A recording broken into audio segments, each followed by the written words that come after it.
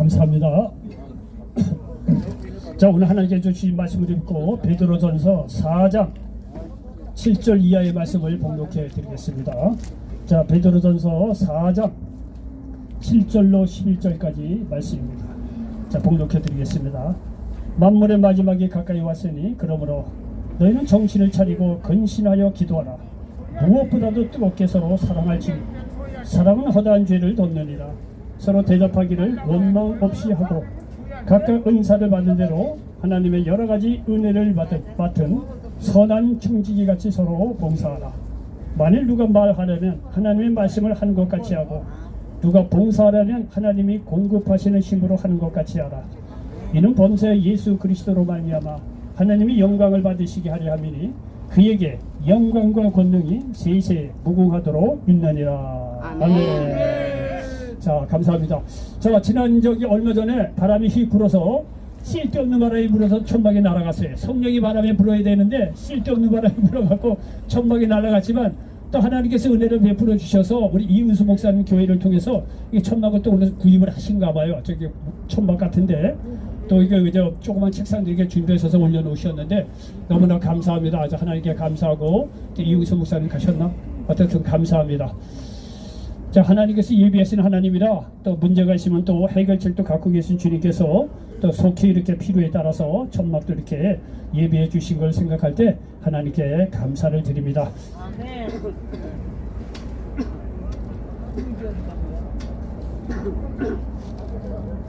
자, 저는 우리 베드로전서 4장 7절로 11절 말씀 배경으로 해서 한번 따라서 해보시기 바랍니다. 이렇게 살아라. 이렇게 살아라. 자, 오늘 베드로전서 4장 7절로 11절로 11절까지 말씀을 본문으로 배경으로 해서 이렇게 살아라 말씀을 전하면서 하나님의 은혜가 넘치시기를 예수님의 이름으로 간절히 축원을 드리겠습니다.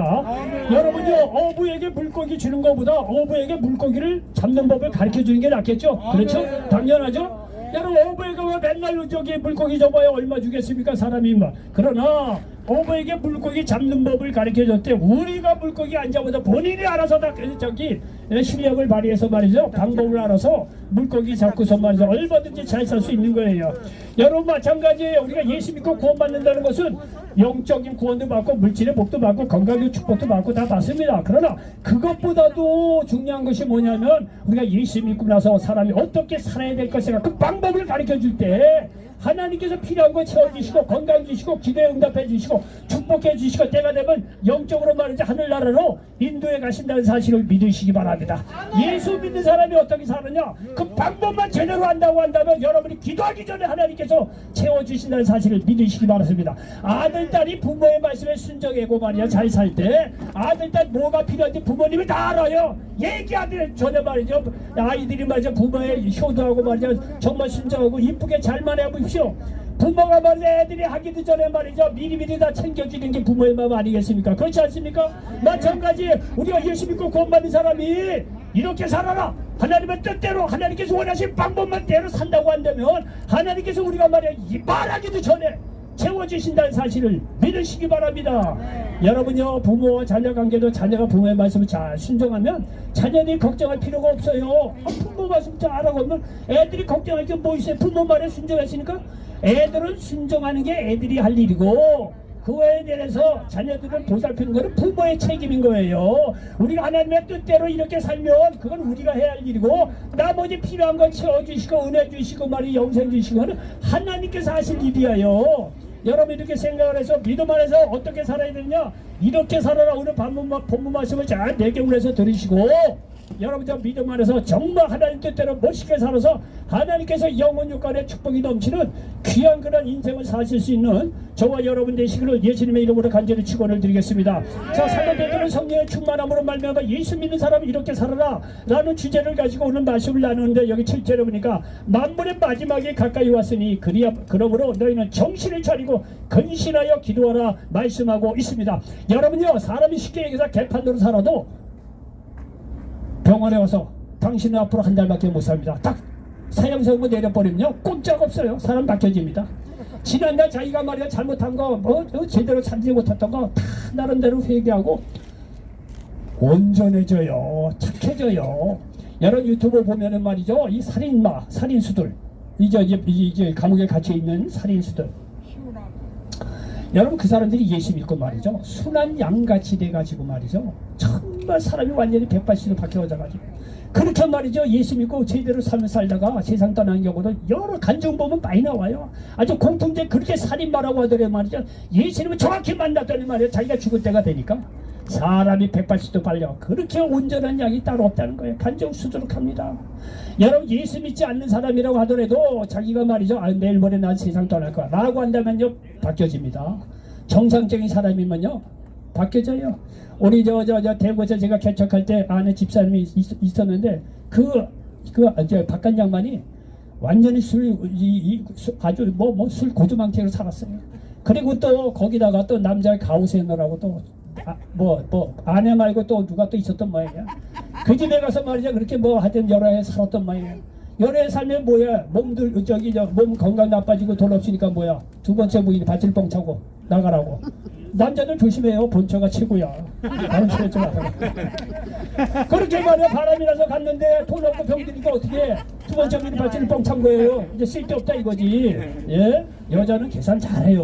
우리 남자보다 지혜로워요. 계산 다 해서 남자 만나고 그래요. 그렇지 않고 순수한 마음으로 만나겠죠. 어쨌든 간에 그 밭질뻥 차를 어떻게 가?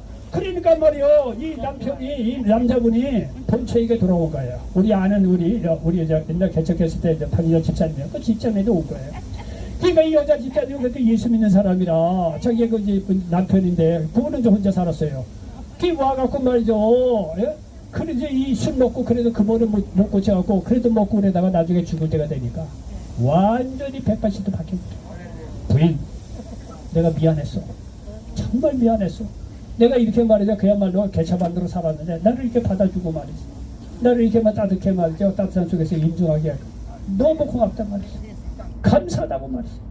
그렇게 말이죠. 남편이 얘기하고 돌아갔다는 거예요. 그 한마디 듣고 지난달 수십 년 고생한 것이 눈독듯이 사라졌다는 거 아니에요. 이 집사님이. 여러분요, 정상적인 사람은 이 세상 떠날 때 되면 바뀌어져요. 아무리 뭐같이 그렇게 살았다고 하더라도 이건 예수 믿고 안 믿고를 떠나서 말이죠. 자기가 정말 마지막에 가까이 온 걸 알면요, 사람이 바뀌어지게 돼 있습니다. 여러분요, 영적으로 기도하다 보면 말이죠. 여러분, 나 이 세상이 말이야 종말이 올 정도로 시급하다는 것을 알아요. 그래서 여러분요, 예수 믿는 사람들 내일 내가 세상 떠날지 모르는 마음, 그런 세상 종말이 온다는 시급한 마음을 가지고 신앙생활을 하라는 거예요. 그러면은요 사람이 바뀌어진다는 거예요. 여러분이 사람이 어리석은 게 아이고 내가 앞으로 10년 20년 더 살지, 여러분 그거는요 여러분 생각이에요. 모르는 일이에요. 내가 내일 떠나는지 모른다는 그런 사고방식, 그런 마음의 어떤 그런 것을 갖고 깨워서 기도하며 그렇게 살으라고 성경이 여기서 말씀하고 있습니다. 여러분요, 우리가요 이 마지막이라고 생각을 하면 사람들이 에이 마지막 그거 그렇게 심각하게 생각을 안 해요. 여러분, 성경은요 마지막이 있다고 분명하게 얘기해요. 세상 종말이 있다고 분명히 말씀하고 있습니다. 여러분, 이 세상 종말, 세계가 종말이 있는데 아유 목사님 그런 게 어디 있어요? 여러분, 천만에 성경은요 먼저 예표적으로 보여주고 그 다음에 본게임이 시작합니다. 성경은 반드시 되어질 일이 미리 얘기하고 나서 그 다음에 나중에 이게 게임이 시작이 돼요. 성경은 거의 다 먼저 이렇게 예언해 놓지 않고 나중에 오늘 갑자기 그렇게 얘기하지 않습니다. 거의 성경의 대부분 미리 다 예표적으로 얘기를 해놔요. 그리고 나서 본 게임이 시작이 돼요. 무슨 얘기냐? 세상 종말이 오는데 종말이 올 것을 여기 이미 창세기 6장 노아의 홍수 사건에 벌써 미리 다 예표를 해놔요. 이 창세기 6장에 보면 노아 시대 때 말이죠. 이게 말이죠. 사람들이 하나님을 떠나서 영 하나님하고 정말대로 사는 거예요. 그러니까 하나님이 두고 볼 수 없으니까 야 이건 내가 말이야 정말 나와 교제를 하면서 하나님과 이 인간이 서로 교통교제하면서 영생을 주고 정말 사람을 의미 있게 행복하게 이렇게 살도록 해놨는데 이 아담 이브의 죄로 말미암아 언제가 들어오고 나서 이 하나님을 떠나고 이 사람들이 하는 게 엉망이에요. 이런 걸 아시고 하나님께서 말이죠. 이 사람들의 죄악이 너무 큰 것을 보고 노아의 가족을 빼놓고 나머지는 다 물로 심판할 것을 명하십니다. 자, 창세기 6장 보면 그 내용이 나오고 있습니다. 창세기 6장 5절로 8절에 보니까 여호와께서 사람의 죄악이 세상에 가득함과 그의 마음으로 생각하는 모든 계획이 항상 악할 뿐임을 보시고 땅 위에 사람 지으셨음을 한탄하사 마음에 근심하시고 이르시되 내가 창조한 사람을 내가 지면에서 쓸어버리되 사람으로부터 가축과 기는 것과 공중의 새까지 그리하리니 이는 내가 그것들을 지었음을 한탄함이라 하시느라. 그러나 노아는 여호와께 은혜를 입었더라 말씀하고 있습니다. 여러분, 노아 시대 때 이렇게 죄악이 크니까 하나님께 심판을 합니다. 그게 물을 40일 동안 주야로 말해서 쏟아 부어가지고 온 세계에 생명 있는 것을 다 죽이십니다. 심판을 내리세요. 노아 가족 외에는. 그리고 노아 가족만이 이 방주에 들어간 이 동식물만 동물 식물이 살아나게 되는 것을 볼 수가 있습니다. 여러분, 이것을 모르고 우리가 뭘 알아야 되냐면, 하나님께서 물로 40일 이 물을 내리게 해서 세상을 심판한 적이 있구나. 그렇다고 한다면은 나중에 하나님께서 또 심판할 수도 있겠구나 라는 걸 알아야 돼요. 세상 심판의 종말이 온다는 거예요. 창세기 6장에 이미 예표적으로 물로 심판한 걸 보여줬어요. 그럼 나중에 때가 되면 물로 심판하지는 않는다 그랬어요. 무지개를 띄우게 해주시면서 하나님께서 하시는 말씀이, 야, 내가 심판을 하긴 하겠지만 이제는 물로 심판하지는 않겠다는 거예요. 그러면서 여러분 무지개를 둔 거예요. 비 온 뒤에 무지개가 오는 거예요. 무지개를 볼 때마다 이 성경을 아는 사람은, 하나님께서 이 노아 시대 때 물 심판을 하셨구나. 그러면 장차 물 말고 다른 어떤 심판이 또 오겠구나. 이런 거를 벌써 감을 잡아야 된다는 얘기예요.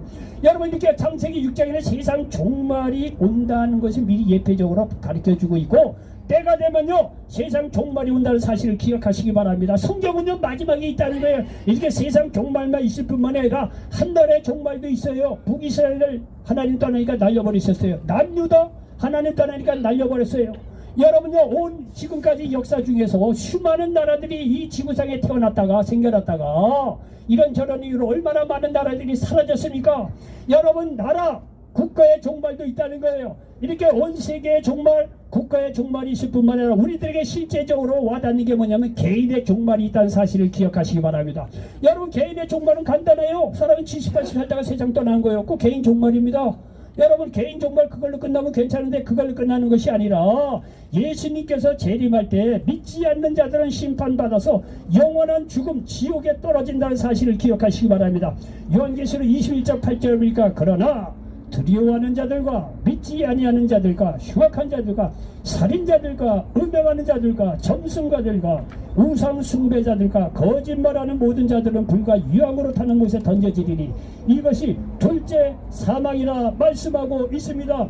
여러분요 보십시오. 요한계시록 21장에 보면 예수 믿지 않는 사람을 비롯해서 우상 숭배자, 거짓말하는 자, 여기 점술가들, 점치는 사람들 몽땅 다 예수님께서 재림할 때 영원한 불못에 들어간다는 거예요. 여러분요 점치러 가지 마십시오. 지난번에도 얘기했지만 점치가 보면 당신의 인생 어떻게 되요. 여러분요 그거 쫓아다니다가 그게 아주 완전 잡혀버립니다. 그럼요 끝은요 마귀의 박살내요. 지난번 얘기했죠. 한동그룹의 김종태수 이상 점치는 사람 얘기 듣고 사업을 시작했다는 거 아니에요. 당시 이 나라에 말이야 재벌이 되겠다고 그만 믿고 갔다가 말이죠. 나중에 폭삭망하고 자기 가족도 날아가고 얼마나 많은 사람이 말이죠 고통을 당하는지 몰라요. 그리고 본인 스스로는 남미에 가서 말이죠 헤매다가 말이죠 거기서 쓸쓸하게 입다해서 세상을 떠났어요. 여러분 점치는 사람 얘기 들었고 말이야 그 말에 쫓아가다가 하다 보면 거기에 잡힙니다. 마귀는 처음에는 말이죠 뭐든지 잘 주듯이 말이죠 그렇게 해요. 그러나 나중에는요 딱 잡아요. 그 사람 목숨까지 잡고요 완전 폐가망신시키고 박살내는 게 이 마귀가 말이죠 점심가들 통해서 하는 이야기입니다. 명심해서 들으시기 바랍니다. 여러분, 이렇게 우상숭배, 점술가들, 점치는 사람들, 거짓말하는 자, 예수 믿지 않는 자들은요 예수님께서 재림시 불못에 던져지리니 이것이 둘째 사망이라는 거예요. 여러분, 이 사도 베드로는요 정말 예수님 밑에서 아주 정말 수제자로서 아주 가깝게 쫓아다녔던 사람이에요. 그러니까 이분이 말이죠 예수님을 가까이서 모셨고 얘기를 잘 들었을 거예요. 그리고 나중에 또 성령이 임해서 성령 충만한 가운데 이 주의를 하다 보니까 깨닫는 게 있는 거예요. 하나님께서 깨닫게 해주신 거예요. 아하, 이 세상 종말이 오는구나. 온 세계의 종말도 있고 한 나라의 종말도 있고 개인의 종말도 있구나. 여러분, 종말이 있다는 걸 알면 사람이 정신 차려서 살게 돼 있다는 거예요. 그렇게 신앙생활을 하라는 거예요. 여러분, 곧 내게도 개인적인 종말이 온다는 걸 생각하고 정신을 차리고 근신하면서 기도하라고 여기서 말씀하고 있지 않습니까? 정신을 차리고 근신하여 기도하라고 말씀하고 있지 않습니까? 여러분, 부모님 유언하면서 자녀들 많고 뭐합니까? 부모님은 세상을 살아봤잖아요. 세상 사는 게 얼마나 힘들고 어려운 거 알지 않습니까? 그리고 세상을 어떻게 살아야 될 것이 알지 않습니까? 부모가 말이야 자녀들이 많고, 야, 너희들은 이제 사업할 때 적당히 사기치고 적당히 거짓말도 하고 그래야 사업에 성공한다. 그렇게 유언하는 부모님 있으면 나오라래. 아무리 도둑놈도 말이죠, 자기 자녀들 도둑질 안 시킵니다. 유언하고 떠날 때는요, 예? 유언하고 떠날 때 자녀들에게 올바른 말을 가르칩니다. 정신을 차리고 거짓말하지 말고, 이웃하고 화목하고 자녀들하고 화목하고 그렇게 살아라. 천하의 모든 부모님은 아무리 자기가 도둑질을 했다 해도 죽을 때가 되면요 제대로 정신이 바뀌어서 제대로 유언합니다. 그렇지 않습니까? 사도 베드로는요 이렇게 신앙생활하자 세상 종말이 온다는 걸 깨닫고 말이죠, 이 성령에 충만하다 보니까 이게 세상 종말이 올 수밖에 없구나. 왜? 죄악이 너무 관영했거든요, 그때 당시도. 그러니까 사도 베드로이 말이죠, 이제 믿음의 후손들에게 얘기하는 거예요. 야, 세상 종말이 오니까 제발 근신하고 기도하면서 살아라는 거예요. 이건 사도 베드로가 유언과도 같은 말씀이에요. 내가 신앙생활 다 하고 예수님을 모시고 말씀을 다 듣고 보니까 야, 세상 종말이 오니까 여기서 어떻게 믿는 자들이 어떻게 살아야 될 것이냐, 야, 만물의 마지막이 가까이 왔다는 거예요. 그러면 너희는 정신을 차리고 근신해서 기도하라고 우리에게 말씀하고 있다는 사실을 믿으시기를 바랍니다. 그리고 8절에 보니까 무엇보다도 뜨겁게 서로 사랑할지니 사랑은 허다한 죄를 덮느니라, 이렇게 말씀하고 있습니다. 여러분요, 오늘 8절 말씀처럼 사랑하면서 사시기 바랍니다. 젊은 사람들은 자기의 육신에 이 정력이 있고 힘이 있으니까 뭐 그들이 욕심대로 살으니까 사랑하면서 살아라, 착하게 살아라, 이게 어필되기 어려워요. 젊은 사람들은 힘이 있고 자기 욕심이 있잖아요. 그런데 여기 계신 분이니까 다 보면 60대 이상 된 분이에요. 이제 살 만큼 사셨잖아요. 욕심 욕정도 이제는 다 어느 정도는 내려놨잖아요. 그러면 더더군다나 우리가 깨달은 게 뭐냐면, 아하, 이제는 이렇게 욕심대로 살 것이 아니라 이 사랑하면서 살아야겠구나. 이건요 예수 믿고 안 믿고를 떠나서 다 깨닫는 문제예요. 그렇지 않아요? 살아보니까 그래도 내가 좀 더 사랑하면서 살 걸 말이지. 예? 아내에게, 남편에게, 자녀들에게 좀 더 말이죠, 얘기를 잘 듣고 사랑하면서 살 것, 그것이 다 깨닫는 거 아니겠습니까? 이 사도 베드로가요 쉽게 얘기해서 그렇게 지금 말씀드린 대로 말이죠, 여기서는 이 마지막에 가까우시니까 예수 믿는 사람은 어떻게 뜨겁게 서로 사랑하라는 거예요. 사랑은 허다한 죄를 덮기 때문에 사랑하라는 거예요. 여러분요, 지난 시간에도 한번 얘기했는 것 같은데 사랑 안에는 두려움이 없습니다. 사람이 살면서 얼마나 두렵습니까? 미리 어떻게 될 것도 모르고 말이죠. 두렵잖아요. 여러분요, 성경은 이야기하기를 사랑 안에는 두려움이 없다고 말씀하고 있습니다. 요한일서 4장 18절입니까? 사랑 안에는 두려움이 없고 온전한 사랑이 두려움을 깨뜨리나니 두려움에는 흉물이 있습니다. 두려워하는 자는 사랑 안에서 온전히 이루지 못하였느니라고 말씀하고 있습니다. 여러분 보십시오. 사랑 안에는 두려움이 없다요. 여러분이 하나님을 사랑해 보십시오. 하나님과 나 사이에, 하나님과 우리 사이에 두려움이 없다는 사실을 기억하시기 바랍니다. 아멘. 하나님과 우리 사이에 두려움이 없다니까요. 우리가 하나님을 인격적으로 말이죠 사랑한다고 해보시죠. 그럼 하나님과 우리 사이에 두려움이 없다는 거예요. 하나님과 우리 사이에 두려움이 없다는 얘기는 그 영혼이 풍성하다는 거예요. 우리가 왜 하나님께 못 가는데요? 예수를 제대로 만나는 사람은요 하나님께 가고 싶어요. 근데 하나님께 가고 싶어도요 다 보이지 않게 두려운 마음이 있어요. 근데 나 같은 죄인이 어떻게 하나님께 같이 갈 수 있냐? 뭔가요 막힌 담들이 있는 것 같아요. 그러나 오늘 성경을 보니까 하나님을 사랑하게 되면 하나님과 나 사이에 두려움이 없다는 거예요. 두려움이 없다는 거예요. 자녀들이 부모를 사랑해서 쫓아오고 가까이 하는데 누가 밀쳐낼 사람이 누가 있겠어요? 자녀와 부모 사이에 서로의 사랑의 관계라면 두려움이 없지요. 여러분, 하나님 어렵게 생각할 필요 없어요. 하나님은 인격적인 분이에요. 창조주 하나님이고 우리를 도우시는 좋으신 분이에요. 그 하나님을 인격적으로 예수님 만나서 하나님을 정말 사랑해 보시기 바랍니다. 하나님과 우리 사이에 두려움이 없다는 거예요. 두려움이 없다는 건요, 저수지에 있는 물이 그 밑에 있는 밭 논으로 물이 찰찰찰 흘러가듯이 완전히 소통되는 관계라는 사실을 기억하시길 바랍니다. 하나님과 나 사이에 서로 사랑의 관계가 돼 있을 때는요 두려움이 없어지고 하나님과 우리 사이에 모든 축복의 통로가 이어져서 무엇을 하든지 간에 하나님께서 형통케 하신다는 사실을 믿으시기 바랍니다. 여러분, 이웃을 사랑하십시오. 바로 옆에 있는 분도 사랑해 보십시오. 그러면 당신과 나 사이에 두려움이 없다는 사실을 기억하시기 바랍니다. 여러분, 우리가 처음 만난 사람, 저 사람이 어떤 사람입니까? 두려워요. 그러나 여러분이요 그 사람을 알기도 전에 사랑하는 마음으로 대해 보십시오. 따뜻하고 말이죠, 우애 있게 사랑하는 마음으로 사람을 대해보시오. 사람은 감정의 동물이라 파장이 통하지 않습니까?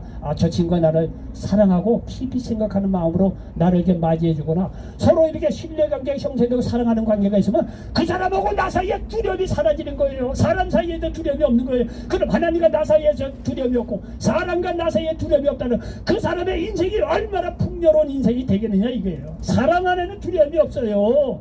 여러분, 이거를 아시고 알고 이 사도 베드로 선생님께서 야, 뜨겁게 사랑하라고 이렇게 말씀하고 있습니다. 사랑 안에는 두려움이 없을 뿐만 아니라 사랑은요 허다한 죄를 덮는다고 여기서 말씀하고 있지 않습니까? 여러분, 예수님이 나의 죄를 대신해 십자가에서 죽기까지 하나님은 우리를 사랑하셨다는 사실을 믿으시기 바랍니다. 여러분께 짧은지 길런지 뭐지만 어떤 종교 창시자도 종교 창시자가 우리 사람을 위해서 죽었다는 종교 창시자 있으면 나와보라래. 예? 똑같이 한번 얘기해 보십시오. 불교, 이슬람, 다 나와보라래. 인간의 죄, 나의 죄를 위해서 정말 이 창조자가, 이 종교 창시자가 죽었다는 창시자 있으면 나와보라래. 여러분요, 어떤 종교고 철학 달기고 대동소이에 착하게 살아 다 비슷비슷합니다. 그런데 기독교는 딱 하나, 십자가가 있습니다. 십자가. 하나님이 인간을 사랑해서 정말 인간의 모습으로 오셔서 우리를 위해서 십자가에 나의 죄를 대신해 십자가에 죽었다는 그 놀라운 이 하나님의 이 진리, 이게 기독교의 남이 넘볼 수 없는 아주 중요한 핵심적인 그런 사랑의 진리란 사실을 기억하시기 바랍니다. 하나님이 우리를 사랑해서 예수님을 보내주셔서 예수님이 나의 죄를 대신해 십자가에 죽기까지 말이죠, 우리를 사랑하셨던 이 말씀은요, 이 기독교 성경 외에는 없습니다. 요한일서 4장 10절에 보니까 사랑은 여기 있으니 우리가 하나님을 사랑한 것이 아니요 하나님이 우리를 사랑하사 우리 죄를 속하게 하여 화목제물로 그 아들을 보내셨습니다 말씀하고 있습니다. 여러분요, 사랑을 받는 자가 남을 사랑할 수 있는 거예요. 그런데 여러분, 비록 여러분 저나 여러분 가운데서 지난날 험한 환경으로 부모의 사랑이나 가족이나 그리고 남의 사랑을 받지 못한 사람이라도 실망하지 마시기 바랍니다. 하나님이 당신을 사랑하여 독생자까지 주셨다는 사실을 기억하시길 바랍니다. 이러한 사랑을 알았다면 서로 사랑할 수 있다는 것입니다. 여기 또 보니까요, 이 사도 베드로 선생님께서 사랑은 허다한 죄를 덮는다는 거예요. 사랑하면 죄를 덮어줄 수 있다는 거예요. 예수님이 우리를 사랑해서 끝없이 용서하신다는 사실을 믿으시기 바랍니다. 마태복음 18장 21절에 보니까 이런 날 제자들이 사도 베드로가 예수님에게 예수님 몇 번 용서하면 되겠습니까? 7번 하면 되겠습니까? 뭐 그때 그 유대교적인 분위기는 7번 정도 용서해주면 가장 많이 용서해줬다고 이제 보통 하는 그런 시대였대요. 그러니까 이런 분위기를 가지고 사도 베드로가 예수님 앞에 나와서 예수님 우리가 한 7번 용서하면 되겠습니까? 그랬더니 예수님께서 마태복음 18장 22절에 보니까 무슨 7번이냐? 7번씩 70번이라도 용서하라는 거예요. 77에 49, 490번까지라도 용서하라는 거예요. 여러분, 이 얘기는 사람이 그렇게 못합니다. 490 우리가 어떻게 용서를 합니까? 이 얘기를, 이 말씀을 하시는 거는 물론 그렇게 할 수 있으면 해야죠. 이 얘기를 할 의도는 예수님은, 하나님은 그렇게 우리를 용서할 수 있다는 거예요. 예수님은 490번에나 그 이상이라도 우리를 용서해 줄 수 있다는 거예요. 그러니까 이 예수님이 말이야 우리를 그렇게 용서를 했으면 예수님은 그렇게 끝없이 용서하신다는 거예요. 죄를 덮어주신다는 거예요.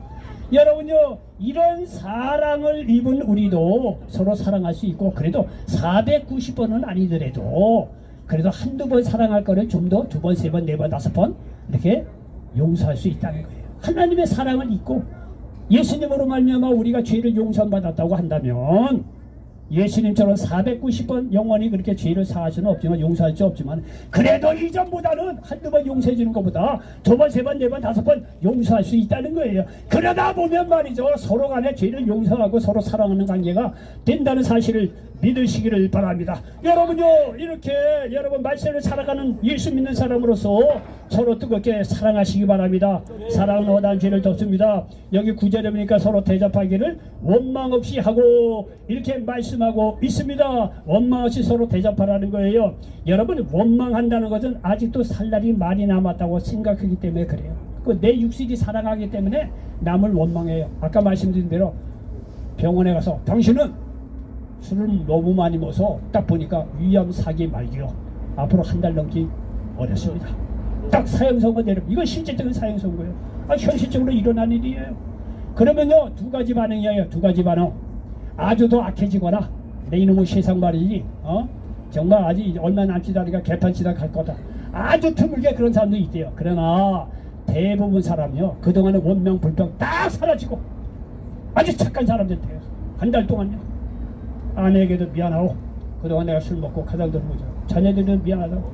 그런 사람이 정상적인 사람은 다 그렇다는 거예요. 다 그렇다는 거예요. 사람이 바뀌어진다는 거예요. 예, 그게 보통 사람의 일입니다. 그래서 여러분 세상 말세를 만난 사람처럼 내일 모레 내가 종말이 올 수도 있겠구나. 영적으로 깨워서 그렇게 신앙생활을 하는 사람들은 여기 말씀 그대로 원망 없이 대답하면서 그렇게 살아가라는 거예요. 그렇게 살 수 있다는 거예요. 그러니까 우리가 내일 내가 어떻게 되는지 모르는 영적으로 깨어있는 마음으로 내 종말이 맞아 내일 올 수도 있겠구나. 이런 마음을 가지고 깨워서 그렇게 신앙생활을 할 때 우리는 원망도 사라지고 남을 대접할 수 있는 사람으로 바뀌어진다는 사실을 믿으시기를 바랍니다.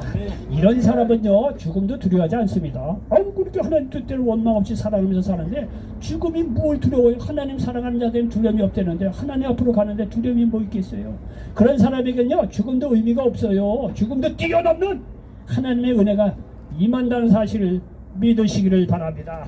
여러분요 여기 10절에 보니까 각각 은사를 받은 대로 하나님의 여러가지 은혜를 맡은 선한 청지기 같이 서로 봉사하라 말씀하고 있습니다. 여러분 지금까지 그 인생을 살았겠지만 앞으로도 서로 여러분 나보다 남을 낫다고 생각하고 섬기고 봉사하고 위해서 그렇게 한번 인생을 한번 살아보시기 바랍니다. 여러분의 나머지 인생이 풍성할걸요. 여기에 10절 말씀은요 보니까 사도 베드로 선생님께서 각각 은사를 받은 대로 하나님의 여러가지 은혜를 맡은 선한 청지기같이 서로 봉사하라 말씀하고 있습니다. 여러분요 여기 은사를 따라 봉사를 하는데요 예수 믿는 사람은요 은사가 생겨요. 원래요 사람마다 다 좋은 장점들이 있어요. 본인들이 몰라서 그랬지. 다 남보다 좀 나은 이 좋은 점들이 있어요. 모든 사람. 근데 예수 믿는 사람들은요 그러한 점이요 발견되고 확대돼요. 그래서 자기가 잘하는 걸 가지고 이게 봉사하면은 신앙생활이나 삶이 굉장히 즐겁게 된다는 거예요. 자 여기 로마서 12장에 이제 이렇게 기록이 되는 것을 볼 수가 있습니다. 예수 믿는 사람들에게는 여러 가지 은사가 있는데 여기 로마서 12장 6절 이하에 보니까 우리에게 주신 은혜대로 받은 은사는 하나님께 주신 선물이라 이런 뜻이에요. 은사가 각각 다르니 혹 예언이면 믿음의 분수대로 혹 섬기는 일이면 섬기는 일로 혹 가르치는 자면 가르치는 일로 혹 위로하는 자면 위로하는 일로 구제하는 자는 성실함으로 다스리는 자는 부지런함으로 긍휼을 베푸는 자는 즐거움으로 할 것이라 말씀하고 있습니다. 이걸 보자. 예수 믿는 사람들에게는 이렇게 은사가 있다는 거예요. 여기 예언임을 믿음의 분세. 예언은요 하나님의 말씀을 잘 해석해서 가르치는 사람이에요. 아마 10년 후면 이 세상에 정말 이거 예언하는 게 아니에요. 예?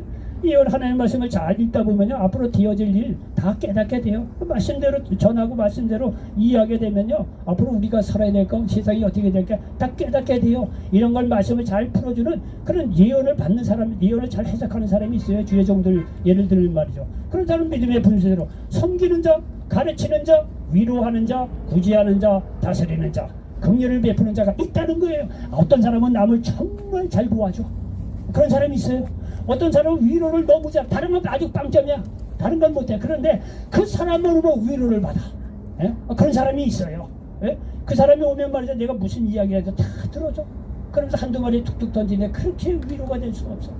그렇게 위로를 하는 자, 긍휼이 많은 자, 사랑이 많은 자, 남을 잘 섬기는 자, 남을 잘 가르치는 자, 이러한 은사들이 예수 믿으면 나타난다는 거예요. 그래서 자기가 잘하는 거 가지고 그렇게 서로를 말이죠 봉사하고 섬기면 신앙생활 아주 재미있게 유익하고 맞아 즐겁게 할 수가 있다는 거예요. 이게 사도 베드로가 그거를 지금 말씀하고 있습니다. 하나님께서 우리에게 각각 장점들을 줬는데 자기 장점을 살려서 그렇게 남을 위해서 봉사하고 섬기라는 거예요. 여러분들을 가만히 보면요 다른 거 다 빵점이라도 남한테보다도 그래도 좋은 점이 있을 거예요. 정말 여러분이 있어요. 이웃을 불쌍히 여기는 마음이라든가 위로하는 마음이라든가 섬기는 마음이라든가 구제하는 마음이라든가 뭔가 좋은 점들이 있어요. 그거를 잘 살려서 이렇게 신앙생활을 할 때 거기 하나님의 놀라운 은혜가 임한다는 사실을 믿으시기 바랍니다. 그리고 은사에 따라 봉사하면 기쁘게 신앙생활을 할 수도 있고 내가 잘하는 거니까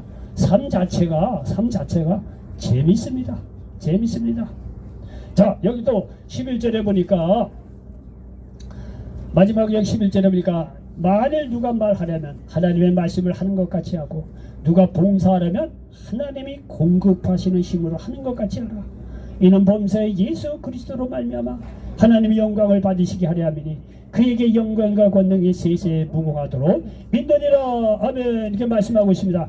여러분요, 여러분들도 가끔가다 텔레비 보면 우리가 연말에 보면 예를 들어서 뭐 연예 대상이니 뭐 무슨 대상이니 각 방송국마다 하죠. 각 방송국마다 하면 말이죠, 우리가 지루하게 듣는 것 중에 하나가, 뭐 지루한 것도 아니지만 뭐 상 받은 사람이 PD 누구 감사하고, 감독상 누구 감사하고, 카메라 감독 감사하고, 누구 감사하고, 여러분 억수로 감사하다고 얘기를 많이 해요. 근데 큰 상을 받은 사람일수록 그게 길어. 누구 때문에 고맙고, 누구 때문에 내가 이렇게 됐고, 감사하고, 얼마나 막 지루하게 들리지만요, 그 얘기를 우리가 들으면서 얘기가 뭐냐, 저 사람이 연예대상을 받을 때 이렇게 많은 사람이 도와줬구나. 그러면 저 사람이 예를 들어서 뭐 그런 건 아니지만은 예를 들어서 내가 이렇게 연예대상을 받은 거는 고용호 감독 때문에 내가 이렇게 될 수가 있습니다. 그러면 감독인 나 입장에서 예를 들자면, 절대 내가 그런 건 아니지만은 예를 들자면 그러면 내가 그 연예대상 수상자가 내 이름을 이렇게 하면서 고용호 목사 감독 때문에 내가 이렇게 이 자리에 왔다는, 듣는 사람이 얼마나 기분 좋아. 그 사람이 나를 영화롭게 하는 거예요. 그 감독의 이름을. 그렇지 않겠어요? 어느 감독 고맙고, 어느 영화 감독, 촬영 감독 고맙고. 그럼 여러분이 수상자에 얘기하는 사람은 다 이 영광을 받는 거예요. 그 수상자 한 사람 때문에. 그러면은요, 수상자가 누구 때문에 얘기가 길면 길수록 듣는 우리는 지루하지만 그래도 저 사람은 됐구나. 그러면 그렇게 자기가 그 자리에 온 거를 남의 덕분으로 이렇게 돌리면 돌릴수록 그런 얘기를 듣는 사람도 영광에 될 뿐만 아니라 그 수상자들과 인격이, 품위가 높아지는 거예요. 그렇지 않겠어요? 저 사람은 된 사람이구나. 스스로 혼자 된 게 아니고 자기가 그렇게 된 것이 다 주위에 있는 사람이 도와줘서 저렇게 된 걸 아는구나. 감사할 줄 아는 사람이구나. 그러면요, 영광을 돌리는 내라고 한다면 그 사람 안 쓰겠어? 앞으로 더 쓰지. 그렇게 영광을 돌릴 줄 알고 남의 덕분이라는 걸 아는 사람이면요, 과연 감독이고 모르는 사람은 뭐 일거리만 생기면 그 사람 챙겨서 세워주고 싶어 하죠. 영광을 돌리면 수상자는 높아지는 거예요. 그렇지 않겠어요? 여러분 마찬가지예요. 우리가 무슨 말을 하든지 무슨 일이든 이거는 하나님께 주신 말씀이야. 성경의 말씀에 이렇게 나와 있어. 이건 하나님께 주신 지혜로, 하나님께 주신 능력으로, 하나님께 주신 힘으로 이렇게 한 거야 라고 했다고 한다면 그거는 또 해서 하나님께 영광 받지 않겠습니까? 하나님 영광 받으시는 거예요. 그럼 하나님께 영광 받으시면요, 그 사람에 대해서 하나님이 가만히 있겠어요? 저 사람이 신앙생활을 제대로 하냐, 이렇게 하나님 나에게 영광을 노리니 하나님 생각에 어렵게 생각하고 없어요. 하나님이 하늘에 모시고 말이야, 성령으로 가까이 와서 저 친구가 이렇게 하나님께 영광을 노리니 내가 네게 무엇을 해줬고, 그 사람 높여주는 거예요. 예? 그 하나님을 영광 받으시고, 우리는요, 하나님께 영광 돌리는 사람은요, 하나님께도 높여주시는 놀라운 역사가 일어난다는 사실을 믿으시기를 바랍니다. 여기 하는 얘기가 그 얘기예요. 무슨 얘기하든지 하나님의 말씀을 하든지 사랑의 말, 지혜의 말, 위로의 말, 남을 세워주는 말, 용기를 주는 말, 그 말을 하라는 거예요. 그 하나님께 주신 말씀이요, 내 말이 아니고 하나님께 주신 말씀으로 말이에요. 그리고 봉사라면 이거 하나님께 주신 힘으로, 하나님께 주신 지혜로 이렇게 한 거야. 내가 한 게 아니야. 여러분 이렇게 했을 때 여러분 듣는 사람도 기분 좋고 하나님 보기에 너무 좋다는 거예요. 이러한 삶을 통해서 하나님께 영광을 돌리시라는 거예요. 이렇게 하나님께서 영광을 돌리면 그 영광을 돌리는 그 사람을 하나님께서 세워주신다는 사실을 믿으시기 바랍니다. 그렇게 신앙생활을 하는 거예요. 그렇게 신앙생활을 하는 거예요. 여기 시편 91편 14절에 보니까 하나님이 이르시되 그가 나를 사랑한즉 내가 그를 건지리라. 그가 내 이름을 안즉 내가 그를 높이리라 말씀하고 있습니다. 높이고 낮추는 자는 하나님이 하시는 거예요. 하나님께 영광 돌릴 때 하나님께서 그 사람을 높이신다는 사실을 믿으시기 바랍니다. 하나님께서 높이시잖아요. 끌어내릴 사람이 없어요. 세상이 높이는 그 자리는요, 세상 자리는 나를 끌어내려요. 여러분 대통령 자리는 좋지만, 누구 뭐 개인적으로 얘기할 수는 없지만 대통령이 좋지만 우리나라 정치의식이 얼마나 좋습니까? 대통령, 전직 대통령 몇 명을 우리가 감옥에다 보냈습니까? 국민들이. 네? 몇 명을 감옥에다 집어넣습니까? 살아생전에 대통령 대처가 얼마나 좋습니까? 말이죠. 옛날에 최고 자리에 올랐던 양반들인데 대통령 자리 딱 꺾이니까 말이죠. 이런 시험으로요. 감옥으로. 우리나라 대통령 끝나고 나서 좀 두려울 것 같아요. 정말 잘하셔야 될 것 같아요. 여차하면 끝나면 바로 잡아서 감옥에다 집어넣는데 조심해야 될까. 세상 사람들이 올려놓은 자리는 세상 사람들이 다시 끌어내립니다.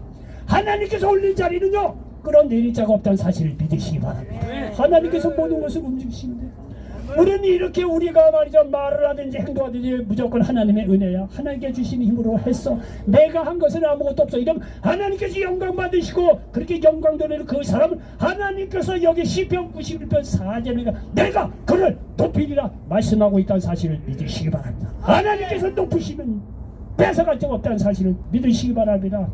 여러분 이제 신앙생활은 그렇게 하는 거예요. 오늘 말씀대로 여러분요 결론입니다. 만물의 마지막이 가까이 왔으니 너희는 정신을 차리고 근신해서 기도하시기 바랍니다. 서로 뜨겁게 사랑하시고 서로 대접하고 은사를 받은 대로 섬기시고 그리고 말을 하거나 무슨 걸 하든지 간에 하나님께 영광 돌리는 그런 삶을 사시기 바랍니다. 여러분 인생 예수 믿고 나니까 절대 어렵지 않습니다. 옛날에는 예수 믿기 전에는요 이 문제 저 문제 이걸 내가 어떻게 해라 맨날 근심 걱정인데 예수 딱 믿고 나니까 하나님 뜻대로 한번 살아봐야 되니까 마음을 딱 정해놓은 순간 필요하고 어려운 일 있으면 하나님께 딱 기도하면 그것도 하나님 일이야. 그건 예수 믿기 전에는 세상 모든 일이 내 일이야.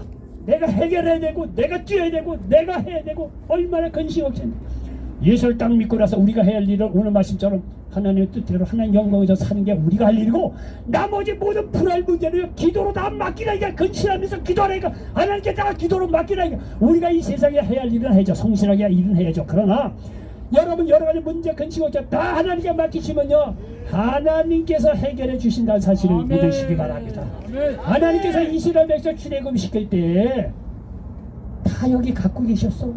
얘네들이 홍해를 만날 거 하나님이 아셔. 홍해 건너게 하시냐 광야 40년 먹을 거 입을 거 물 다 하나님 계획 속에 다 있기 때문에 이 사람들을 출애굽 시킨 거예요. 그러니까 이 사람들은요 불평하지 말고 하나님께 감사로 아뢰기만 하면 돼서 근데 출애굽한 백성들이 하나님을 제대로 뭐 아나 갑자기 하나님 나타나서 자기 끌고 가고 오니까 하나님은 무슨 분이 어떤 분인지 잘 몰랐어 실제적으로. 그러니까 맞아 맨날 불평해서 맞아 가만히 있어서 물 주고 먹을 거 다 주는데도 감사로 기도하면 다 주는데 몰라서 못한 거예요 보니까. 그런데 우리는 출애굽의 역사를 다 보고 신앙생활 하는 사람은 아니에요. 맡기시라 이거야. 먹을 거 며칠하게 모든 거 하나님께 다 여러분 한 사람은 준비해 놓으셨다는 사실을 믿으시기 바랍니다. 여러분 어떤 사람이 여기 간증을 하잖아요. 아 이건 저건 저 사람에게 내겠지 뭐 내게까지 뭐 이렇게 은혜를 천만에 마시. 여러분 기억할 것은 뭐냐면 여러분 한 분 한 분요 전부 하나님하고 여러분 사이에 1대1로 만날 때 너무 귀해요. 너무 귀해요. 사람들이 살다 보니까 환경이 어려워서 뭐 배움도 짧을 수도 있겠죠. 뭐 지혜도 좀 머리도 안 좋을 수도 있고 이러저러 어려움 속에 사주가 있고 그건 인간적인 생각이지 그건 하나님 앞에서 그 사람은요 그런 거 관계없이 너무나 귀한 존재예요.